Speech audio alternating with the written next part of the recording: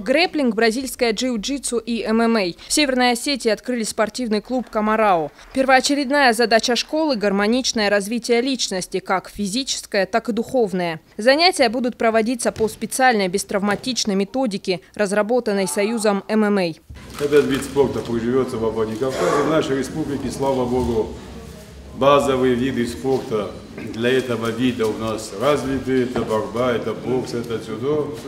Так что успехов всем, которые занимаются этим делом. Отличительная особенность «Камарао» – тренерский состав, собранный из титулованных спортсменов. Главный здесь – Джинальдо Гомес де Соуза. Он обладатель черного пояса по джиу-джитсу, бронзовый призер бразильского турнира профессионалов, 4-кратный чемпион штата Параибу. У тренера есть своя школа бразильского джиу-джитсу. Здесь в основном занимаются дети из малообеспеченных семей. O objetivo que a Ludus Jiu-Jitsu Team me trouxe. Здесь, во Владикавказе, передо мной стоит одна цель – вырастить великих чемпионов. В Бразилии, в моем родном городе Ресифи, у меня есть своя школа, где я преподаю для детей, мужчин и женщин. И здесь я бы хотел сделать то же самое. Я хочу, чтобы джиу-джитсу стало очень популярным видом спорта.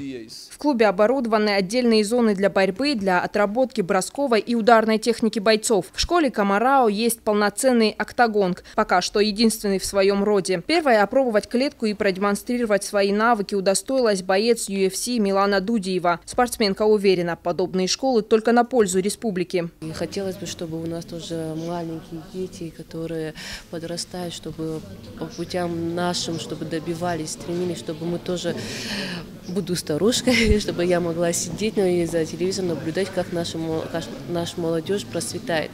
Такое начало – серьезная заявка на лидерство среди других школ для североостинских чемпионов. Занятия в спортивном клубе начнутся уже 2 марта. На просмотр к тренерскому составу могут прийти все желающие.